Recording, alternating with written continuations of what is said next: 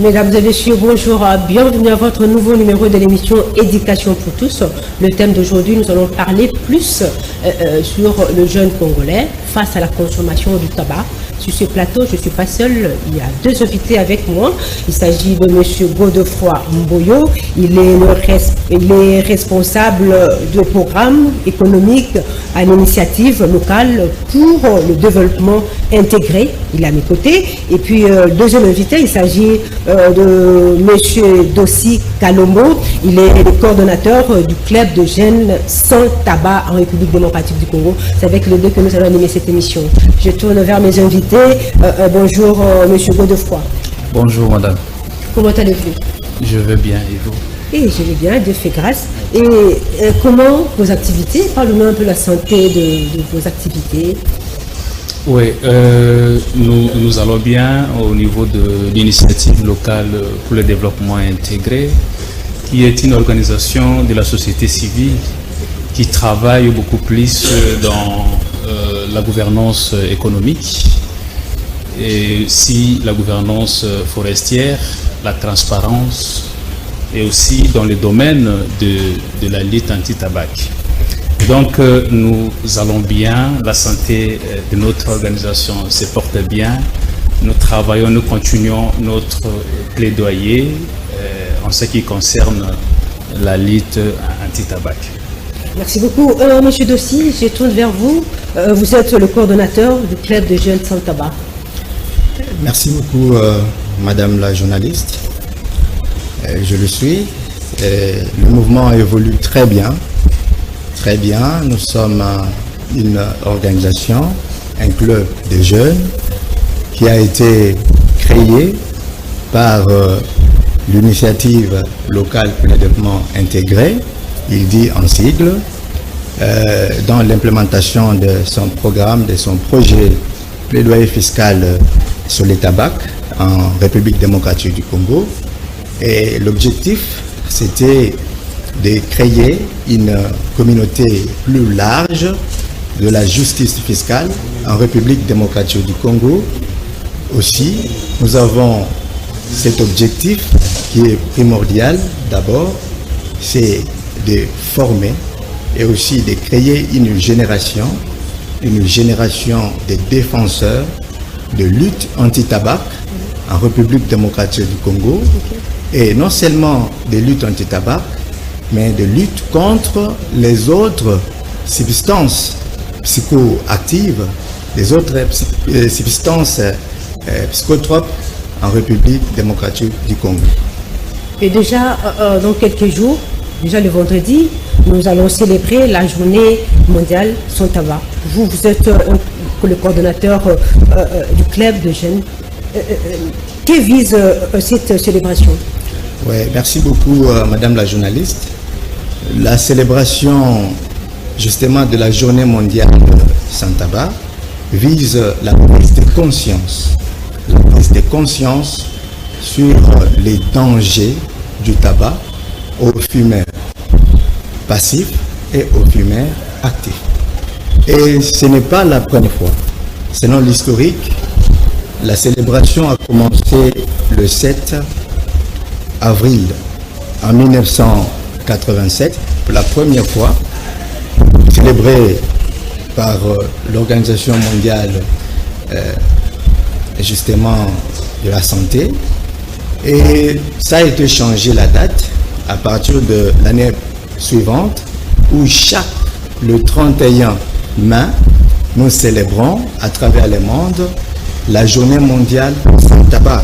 Et cette journée a des thèmes et des slogans qu'elle propose pour la prise de conscience et de la jeunesse et de chaque génération pour lutter contre le tabagisme.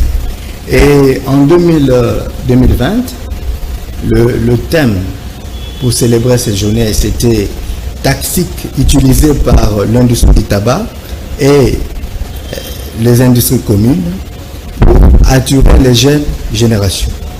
En 2021, le thème était « Engagez-vous à arrêter ». En 2022, le tabac, une menace pour notre environnement. En 2023, cultivons les aliments, pas du tabac. Et aujourd'hui, en 2024, protéger les enfants contre l'ingérence de l'industrie du tabac. Ok, merci déjà, vous nous avez déjà donné les thèmes. Monsieur Godefroy, déjà, chaque année, le monde entier célèbre, et la RDC aussi célèbre cette journée. Qu'est-ce qu'il y a de particularité pour cette année 2024? Parce qu'on a déjà l'habitude de célébrer cette journée. Qu'est-ce qu'il y a de particularité en 2024? Bon, merci beaucoup madame. Pour cette année, qu'est-ce qu'il y a de particularité? En fait, nous pouvons dire que nous touchons pour cette année les jeunes générations en fait.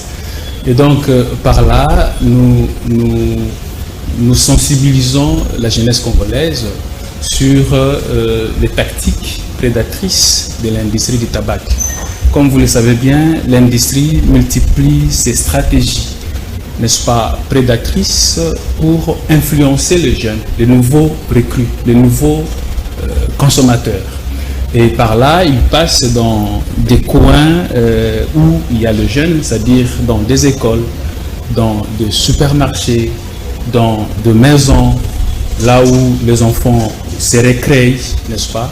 Et l'industrie, le vendeur de cigarettes sont là pour influencer ces jeunes avec des produits qui sont très aromatisés, qui donnent de l'envie, de la saveur aux jeunes de consommer. Et c'est pour cette raison, nous, la société civile, ensemble avec le gouvernement de la République, à travers le programme national de lutte contre les toxicomanies et substances toxiques, nous organisons ce vendredi une matinée scientifique sur le thème qui est de l'OMS, protégeant les enfants sur toute interférence, contre toute interférence de l'industrie du tabac. Au Congo, plus de 324 000 enfants consomment du tabac chaque jour. Ces statistiques montrent le besoin urgent de politiques à protéger les enfants contre l'ingérence de l'industrie du tabac. Le jeune âgé de 13 à 15 ans consomme du tabac au Congo. À cette occasion, le directeur du cabinet du ministre de la Santé, Dr Mouboyaï Romain, a déclaré que le tabagisme tue les enfants. Il faut répondre face aux problèmes. Certaines enquêtes nationales et internationales montrent que systématiquement, dans la plupart des pays, les jeunes adolescents âgés de 13 à 15 ans consomment des produits à base de la nicotine. D'où il nous faut songer comment protéger les générations futures et diminuer la continuité du tabagisme chez les jeunes. L'industrie du tabac cible le jeune pour perpétuer ses profits au Congo. C'est une réponse multisectorielle avec différentes stratégies. Au niveau du ministère, il y a le cadre normatif, il y a eu des changements que j'ai énumérés au niveau des lois et certains éléments de la loi qui permettent au programme notamment d'agir. Il y a eu aussi, entre autres, comme je l'ai dit un peu plus tôt aujourd'hui, de dispositifs qui permettent de sécuriser certains environnements, notamment l'environnement des jeunes, pour que ces environnements soient sans tabac. La société civile, à son tour, relève que le tabac reste dangereux non seulement pour la santé humaine, également pour la nature, et a présenté l'ingérence de l'industrie du tabac. Et à leur tour, les enfants se sont exprimés en ces termes, que les autorités nous protègent des tactiques de marketing prédatrices de l'industrie du tabac. Pour boucler la boucle, une photo de famille a été prise pour immortaliser la journée. Cette journée ne soit pas toujours par quelques invités, qu'on puisse élargir ça dans des églises même. Parce qu'on a des églises de réveil. Tu vois un croyant, croit beaucoup à ce que le pasteur dit, qui est un spécialiste. Alors je voulais prochainement qu'on puisse aussi penser à élargir ça dans nos églises, même dans nos églises locales, pour que le jeune qui fréquente et qui croit en Dieu puisse comprendre ce que les spécialistes disent souvent sur la journée sans tabac. Mais ils voient ça vendu partout. Hein. De meilleurs agents sont des agents de ces entreprises-là, que je ne peux pas me citer par le nom, mais on connaît. Alors, tu vois, en passant, tu vois le monsieur là, en Jeep, directeur de telle entreprise. Bon, pour un gamin maintenant, ça ne lui dit rien, il préfère aussi devenir comme ce monsieur-là. C'est ça aussi l'erreur. L'État doit aussi prendre sa responsabilité. En fait, la journée aujourd'hui, c'est la journée mondiale sans tabac. C'est une journée qui est célébrée chaque année. Le 31 mai est célébrée comme étant la journée mondiale sans tabac.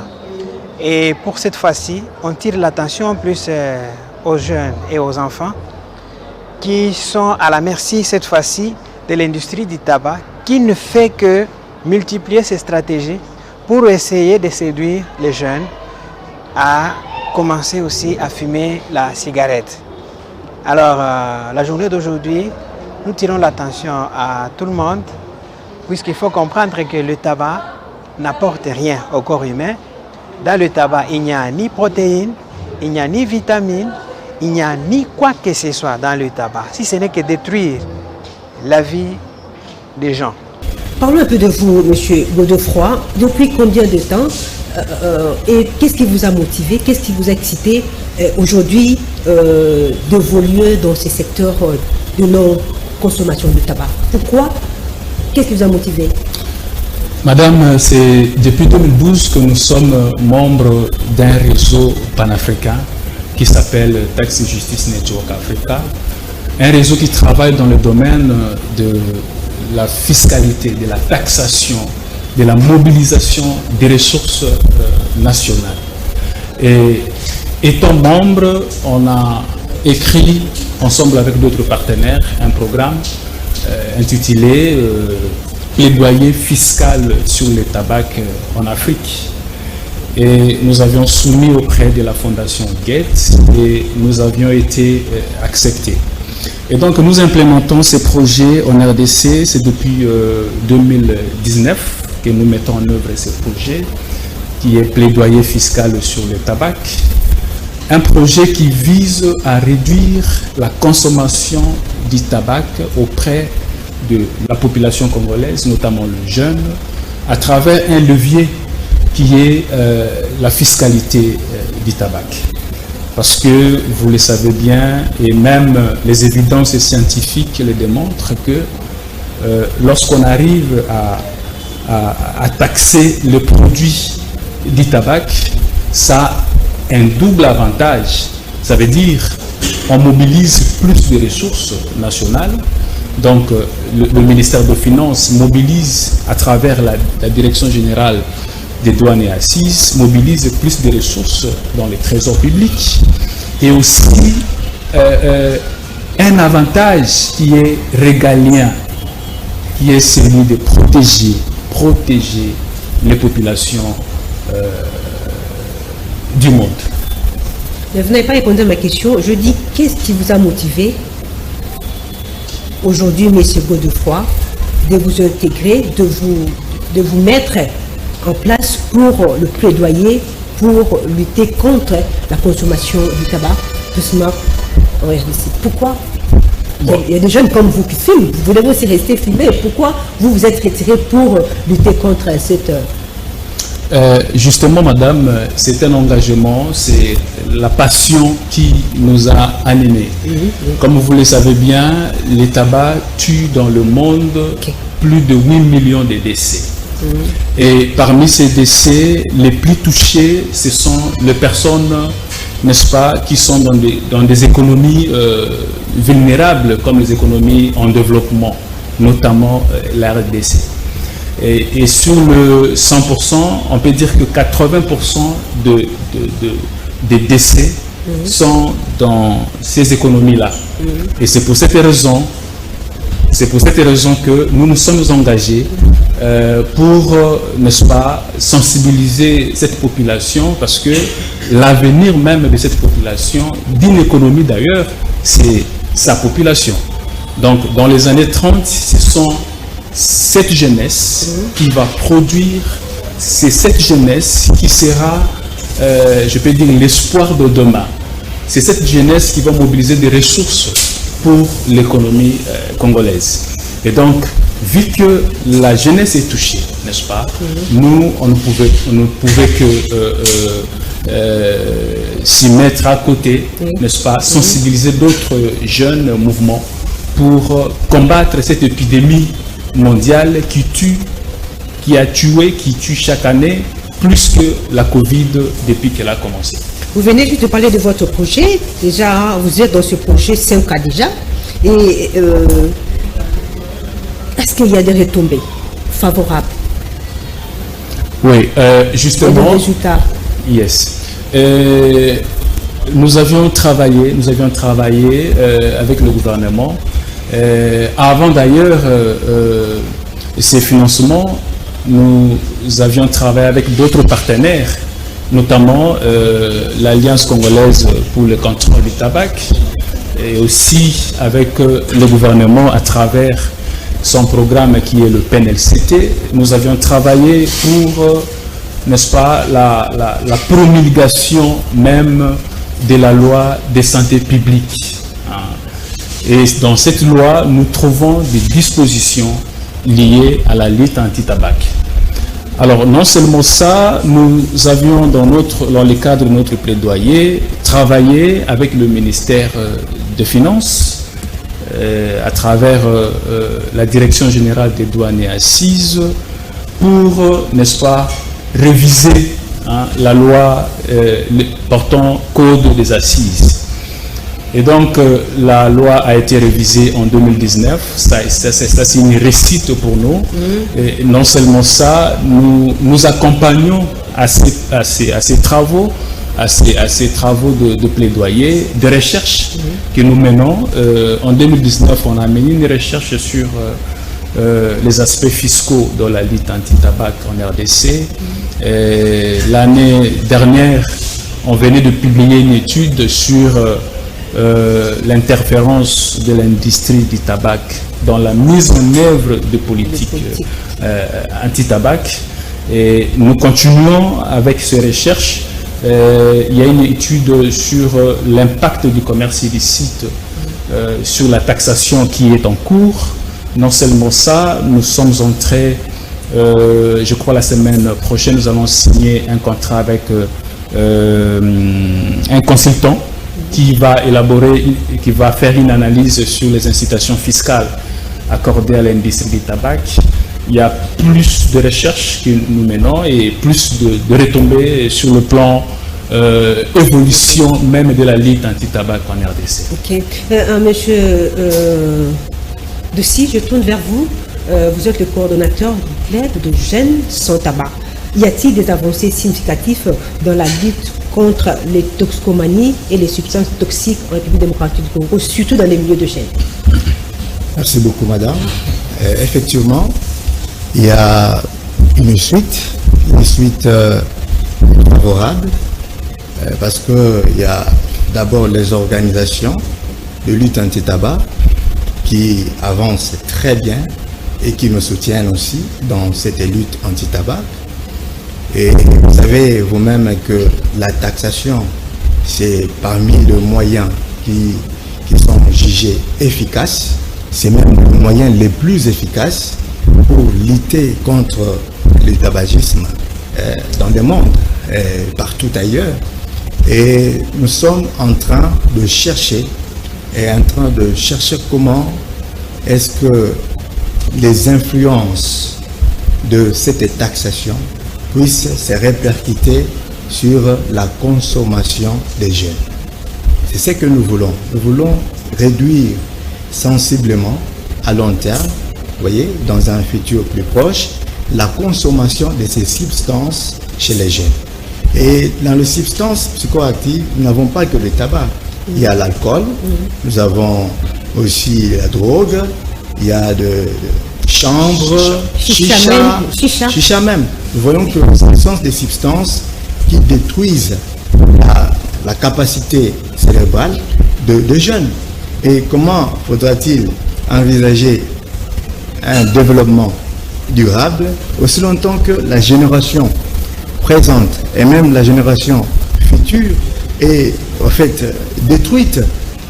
Une génération déjà qui est détruite, on suppose qu'il n'y aura pas un développement.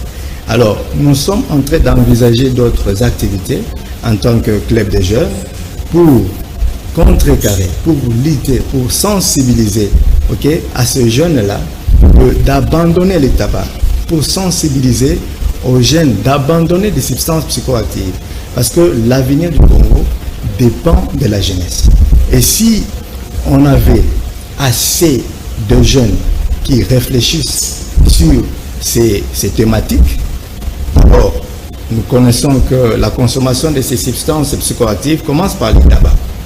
C'est-à-dire un jeune qui prend une cigarette, commence à la fumer, après il cherche de plus grands, commence à fumer chanvre, commence à fumer autre chose, autre substance. Et même aujourd'hui, nous avons de nouvelles substances qui détruisent davantage en fait, la mentalité même des jeunes. C'est comme par exemple les bombés, vous voyez. C'est-à-dire les jeunes cherchent toujours une substance qui va encore l'amener dans l'ivresse, l'amener davantage dans l'ivresse.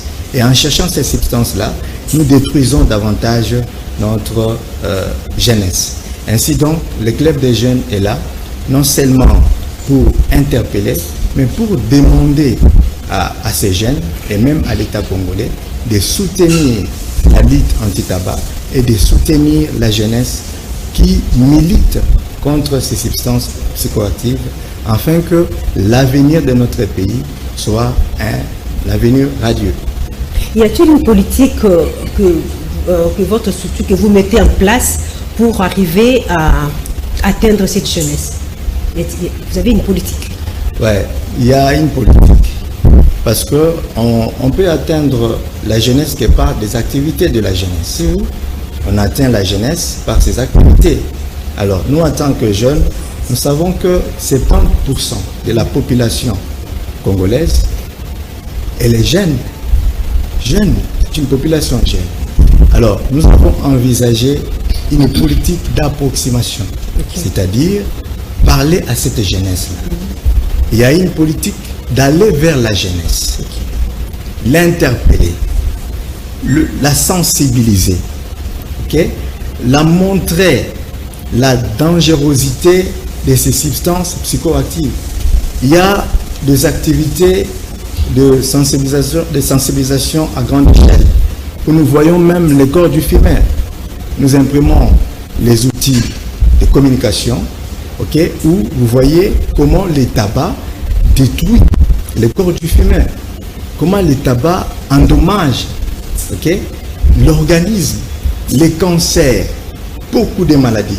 Imaginez, le tabac en lui seul contient 4000 substances toxiques. Le tabac sème. Et si la jeunesse n'est pas sensibilisée, si la jeunesse n'est pas atteinte, comment elle saura qu'il y a une dangerosité quelque part? Voilà pourquoi nous avons des activités à grande échelle de sensibilisation que nous allons mener ultérieurement. Nous avons d'autres activités d'interpellation de cette jeunesse-là pour la montrer la nécessité et même l'urgence de cesser, pas de réduire tout simplement, mais de cesser carrément de fumer, de cesser d'utiliser ces substances psychoactives, car ces substances détruisent sensiblement son cerveau. Et voilà pourquoi nous demandons toujours que le soutien nous vienne aussi de l'État. Nous avons le ministère de la Jeunesse, nous avons le Conseil de la Jeunesse, qui peut aussi soutenir le mouvement des jeunes. Soutenir le mouvement des jeunes qui luttent contre les substances psychoactives afin que les activités soient menées à grande échelle et pour atteindre même les jeunes qui est qui est au plus profond, au plus profond de la gouffre. Voilà, c'est ainsi donc, nous sommes toujours en train de demander aux jeunes. Mais nous comprenons, nous sentons vraiment que dans le milieu même des jeunes, nous sentons, je peux dire, l'incapacité. Parce que je me dis jusque-là, c'est comme si le gouvernement congolais n'a pas encore pris en charge, il ne s'est pas encore lancé totalement vers ces jeunes pour lutter contre cette consommation. Parce que si on parle de la cigarette, on voit plus de jeunes dans d'autres substances. Hein?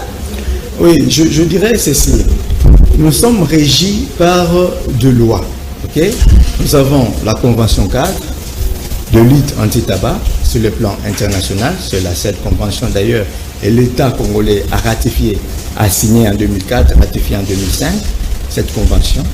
Et nous avons aussi la loi de santé publique, numéro 18/035 de 2018, du 13 décembre 2018, qui fixe les principes fondamentaux relatifs à l'organisation de la santé. Et que nous dit ces lois-là? Ces règles ne sont pas dans les tiroirs. Ces règles doivent être obtempérées, doivent être appliquées. C'est ça. Nous faisons de règles, mais nous devons aussi les appliquer et les obtempérer. Et la force publique fait quoi? La force publique, c'est en quelque sorte la police. Nous avons l'armée qui est censée suivre l'exécution de ces lois-là. Imaginons la vente aux mineurs. Que dit la Convention cadre sur la vente aux mineurs? L'accessibilité de ces produits-là aux mineurs. Et d'ailleurs, prenons simplement le tabac. La Convention dit ceci à son article 16.3. Chaque partie s'efforce d'interdire la vente des cigarettes à la pièce ou par petits paquets, ce qui facilite l'accès de ces produits aux mineurs. Ça, c'est la Convention cadre qui a dit cela, qui interdit la vente par petits paquets. Et la RDC a ratifié cette convention. C'est-à-dire que toutes les règles, toutes les lois qui se trouvent dans la convention sont opérationnelles dans notre pays. C'est ça. Et maintenant, l'État doit mettre en œuvre cette convention par des mesures réglementaires. Nous avons aussi notre loi cadre de santé publique. Que dit la loi cadre de santé publique? Nous voyons la loi cadre de santé publique à son article 111. La loi dit: l'enfant mineur ne peut ni vendre, ni acheter, ni transporter, ni consommer les tabacs, ni les produits du tabac, ni ses dérivés. Quand on parle ici des produits du tabac et de ses dérivés, même les tumbacos ici, les tumbacos inhalés, qu'on inhale là, oui. C'est un produit du tabac. C'est prohibé par la loi. Les enfants utilisent. Utilisent cela. Vous voyez? Alors, nous demandons que ces règles ici soient mises en application. Et nous avons suggéré, en tant que club des jeunes, nous avons suggéré, pour éviter que le mineur accède facilement aux produits du tabac, que ces produits du tabac-là soient vendus dans le supermarché. Dans le supermarché. Parce que pour accéder au supermarché, il y a quand même une barrière. Et on regarde. Si c'est un mineur qui vient prendre du tabac ou une substance psychoactive, mais on doit l'interdire, parce que la loi interdit. Mais lorsque nous vendons à la pièce ces produits-là, et la plupart des détaillants qui vendent en quelque sorte ces produits, ce sont de cabines téléphoniques. Des cabines téléphoniques. Il y a un enfant qui est là, qui vend, il y a l'étalage, un peu de papier mouchoir, il y a un peu de paquet de cigarettes, et on va interdire qui? On va interdire qui? Vous voyez? Donc, nous devons réglementer la vente, la commercialisation même de ces produits du tabac et d'autres substances psychoactives. Monsieur Godefroy, je tourne vers vous. déjà, la RDC a des problèmes.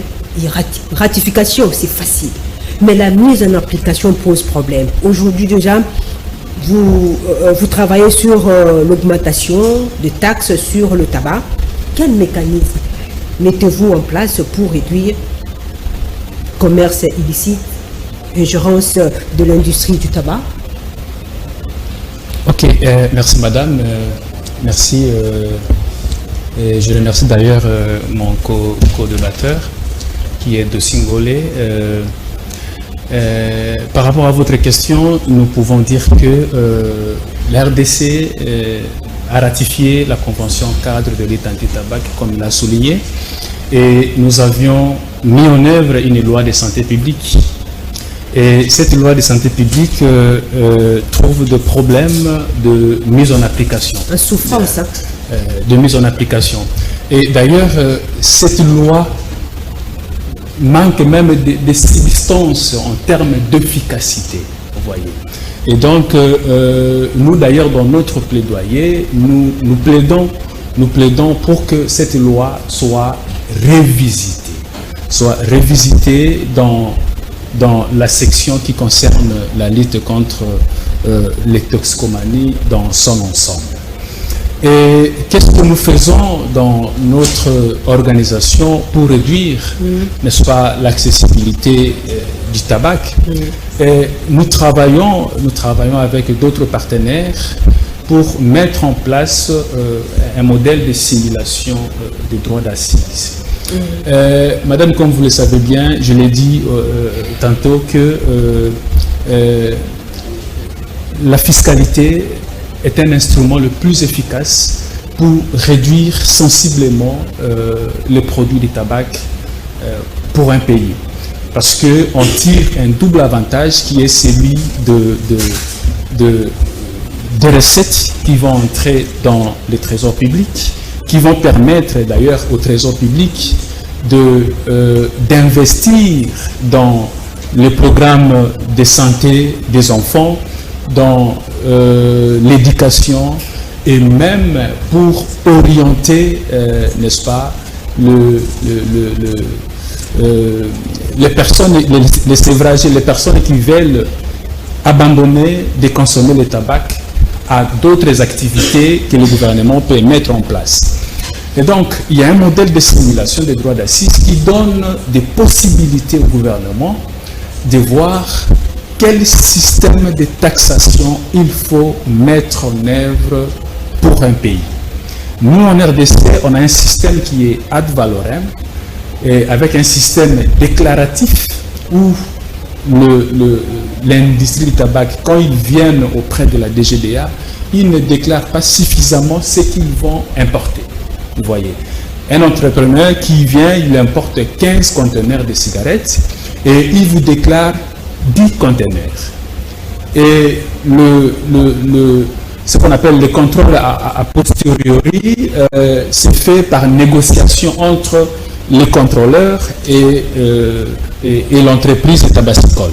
Et donc, il y a des ressources qui se dilapident. Et donc, avec ce système-là, les choses ne marchent pas bien. Et l'OMS a suggéré, n'est-ce pas, un système spécifique uniforme sur le produit du tabac. Et donc, dans chaque produit du tabac, il y aura une taxation spécifique, n'est-ce pas, qu'on peut imposer à chaque cigarette, qui va permettre à ce que le produit de cigarette puisse augmenter. Et qu'est-ce que nous allons encore faire? C'est travailler pour réduire le commerce illicite, parce que, comme vous le savez bien, nous sommes pays voisins à 9 pays. Nous sommes voisins à 9 pays frontaliers. Et donc, il y a des produits qui entrent illicitement dans des frontières. Alors, l'OMS a vu cela et il a proposé un protocole de l'OMS, un protocole visant à réduire le commerce illicite des produits du tabac. Ce protocole, nous l'avons signé. C'est en 2013. Nous l'avons signé et nous n'avons pas encore ratifié. Nous travaillons avec, nous avions déjà travaillé avec la législature passée. On n'a pas reçu parce qu'il y a eu de l'interférence au niveau de des députés qui étaient censés légiférer, censés valider ces protocoles. Ces députés étaient en même temps, n'est-ce pas, les responsables des industriels qui produisaient les tabacs. Donc, on est en même temps juge et partie. Vous comprenez que on était en face de personnes qui ne pouvaient pas faire avancer la lutte anti-tabac, surtout la ratification du protocole. Et donc, nous osons croire que dans cette législature, nous allons travailler d'arrache-pied pour réduire sensiblement le commerce illicite en ratifiant ces protocoles et aussi de travailler pour réduire les goulots d'étranglement au niveau de l'interférence qui peut surgir pour que la taxation puisse avoir un impact sur les produits en détail. Et déjà, nous sommes déjà en avance, nous sommes déjà presque à la fin de notre émission. Et M. Godefroy, qu'est-ce que vous n'avez pas pu nous dire ici sur ce plateau, et concernant aussi la journée du vendredi? Mot par rapport à cela. Qu'est-ce que vous n'avez pas pu dire? Ok. Ce vendredi déjà, c'était un rendez-vous sur le plan mondial.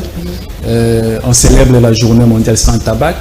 Et nous, en RDC, nous travaillons avec le programme national de lutte contre la toxicomanie et aussi avec Development Gateway, qui est une organisation internationale. Nous travaillons pour célébrer cette journée. On a fait des activités déjà de sensibilisation auprès des zones de santé. On a sensibilisé certaines zones de santé. On a sensibilisé certains hommes de jeunes où il y a les enfants orphelins, tout ça. Nous avions mené des activités au niveau des chaînes de télévision, des sensibilisations, des campagnes de sensibilisation. Et nous allons terminer ce vendredi par la célébration de cette journée. Ensuite, après cette célébration, nous allons continuer encore notre projet parce que ce n'est pas encore fini. Okay. Les activités, il y a des recherches qui sont en cours. Une fois que ces recherches vont être baptisées vont être révisées d'ailleurs par le père au niveau des CRES Sénégal, un consortium que nous avions recruté à travers notre partenaire qui est Tax Justice Network Africa.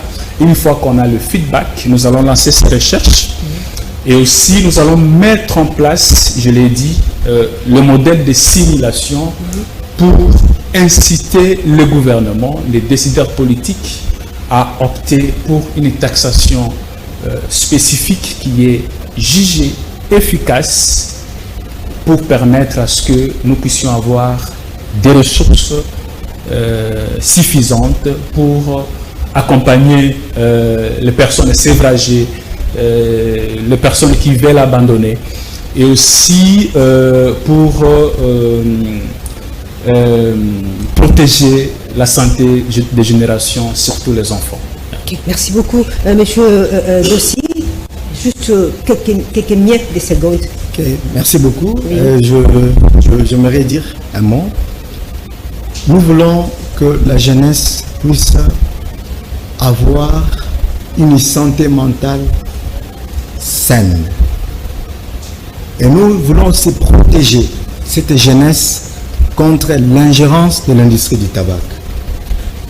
Comme l'article 113 de la loi cadre numéro 18/035/2018 dispose: toute forme d'interférence, de parrainage, de promotion, d'action sociale, ainsi que la publicité directe et indirecte ou transfrontalière de l'industrie du tabac ou en faveur du tabac, des produits du tabac et de ses dérivés est interdite. C'est-à-dire quoi? Même les actions sociales. C'est-à-dire l'industrie du tabac a des tactiques.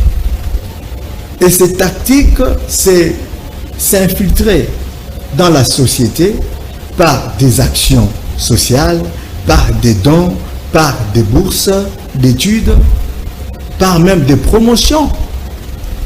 Et quand elle s'introduit comme cela dans la société, c'est pour détruire cette génération.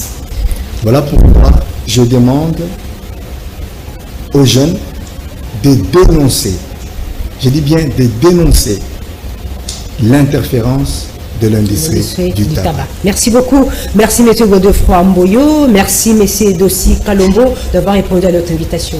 Je vous remercie. Mesdames et messieurs, merci de nous avoir suivis. Déjà, prenez. Mesdames et messieurs, merci de nous avoir suivis. Restez branchés sur le programme de Canal King Télévision. Déjà, retenez que le 31 mai, c'est la journée mondiale sans tabac en République démocratique du Congo, et c'est dans le monde entier qu'on célèbre cette journée. Et restez branchés sur le programme de Canal King Télévision. Bye, à la prochaine. Merci.